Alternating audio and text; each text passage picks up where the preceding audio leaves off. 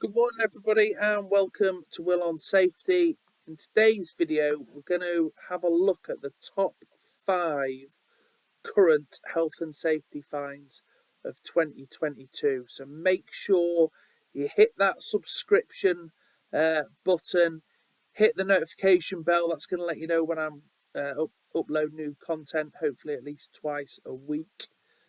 Make sure you watch to the end of the video to find out what the top health and safety fine of 2022 currently is.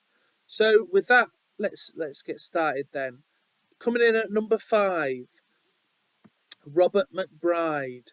They were fined £480,000 plus £3,300 in costs, and they were fined under the Dangerous Substances and Explosive Atmosphere regulations, so the DESIR 2002 regulations. Robert McBride had a fine nearly £500,000 after the accident involving a batch of hairspray catching fire and scorching an employee's arm. The HSE investigated the incident and found that the company had breached regulations regarding the production of dangerous substances and explosive gases. The factory worker was putting powder into a vessel using a metal scoop. The powder was going through the lid of the vessel, which could not prevent the build-up of flammable atmospheres. Some of the vapours caught fire, which engulfed the worker's torso. Robert McBride did plead guilty to this. In at number 4 then. Number 4 was Siemens Energy Limited, and they were fined £900,000 with £6,300 in costs. And they were fined under Regulation 13, brackets 1 of the Construction Design and Management Regulations 2015. So the HSE fined a principal contractor and subcontractor after an employee's retina was damaged during an explosion caused by cable strike during construction works. Siemens Energy Limited was the principal contractor, and they subcontracted high voltage cabling expert Volker Infra Limited.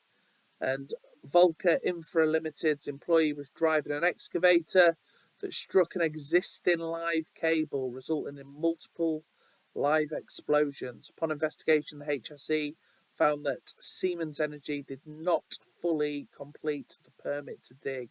So this comes back to permits to work. They need to be filled out thoroughly. In addition, Siemens Energy and Volker Infra had failed to check the cable marking before work began. So ideally, you want to do a ground survey. Make sure you can identify all of your underground services. Obviously, they'd failed to do that. Authorities also found monitoring and supervision at work to be inadequate. Siemens Energy was fined £900,000 with costs of £6,300, and Volker Infra Limited was fined £180,000 and had to pay costs of £6,400. So permits to work, making sure we know what's under the ground if we're doing excavations, is super important, as we can see from that that fine. Number 3 then, Cleveland Bridge UK Limited were fined £1.5 million and had costs of £29,200. And they were fined on the Health and Safety at Work Act 1974, Provision and Use of Work Equipment Regulations of Pure Regs 1998, and the Use of Work Equipment Regs 1998 and Work at Height Regs 2005. So Cleveland Bridge UK Limited have been found guilty of breaching sections 2, brackets 1 and 3, brackets 1 of the Health and Safety at Work Act and several safety regulations. The company was subsequently fined £1.5 million in order to pay costs of £29,239.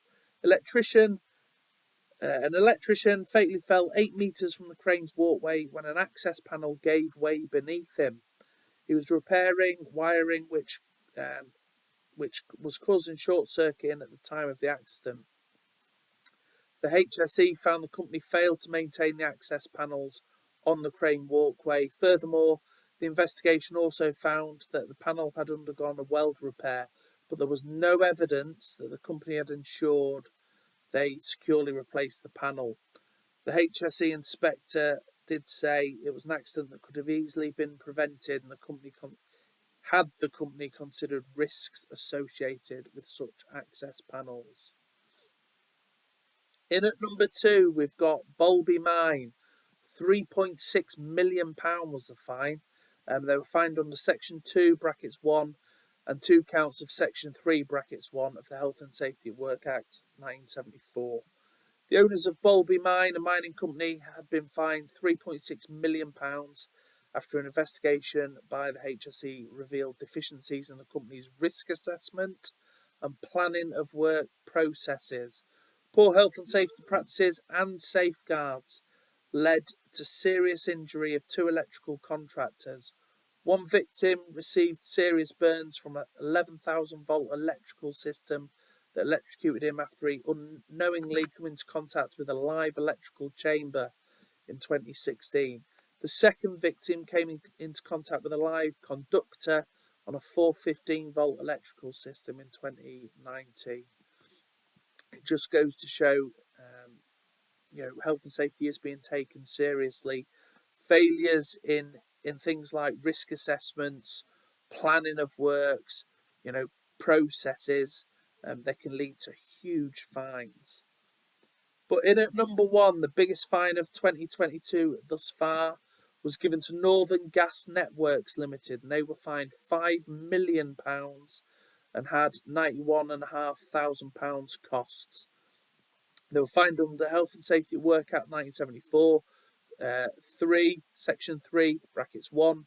So, following a fatal fire and gas explosion at Mirfield, authorities found Northern Gas Networks Limited to have breached health and safety regulations, and they got fined £5 million. In addition, authorities ordered the gas operator to pay £91,500 in costs. The HSE found that the source of the gas escape was a fractured cast iron main running under the carriageway to the front of the property. Homeowner was found during the property search and taken to hospital. Unfortunately, she passed away the following day. Upon investigation, the HSE found this main did not appear in Northern Gas Networks drawings and maintenance failings in line with the Pipeline Safety Regs 1996. So the drawings weren't up to date effectively.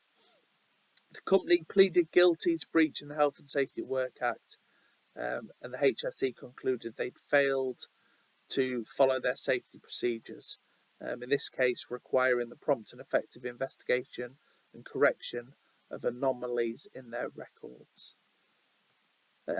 So that was the biggest fine of 2022. I'm sure you can agree that's quite a big fine, and that is going to ruin anybody's day. It just goes to show that having the right processes, making sure any works we're carrying out are covered by risk assessment. We've got a process it, documented down for works. When we do maintenance, when we do have issues that arrive, we should be investigating them and rectifying them. Because if we don't, it can lead to some pretty huge fines. But worst of all, it can lead to people getting either seriously injured or even worse, becoming the victim of a fatality, and nobody wants that. I hope you found this video interesting. If you do like more content like this, I post at least twice a week on my channel, Will on Safety. So please hit that subscription button, hit the notification bell just there. That will let you know whenever I upload new content. Subscription's free. I've got a whole host of different things on here. Health and safety talks, toolbox talks, general safety conversations. There's a lot of good free information on my channel. So please make sure you hit that subscription tab and also the notification bell. But until next time, folks, remember, stay safe by choice and not by chance. Take care. Bye for now.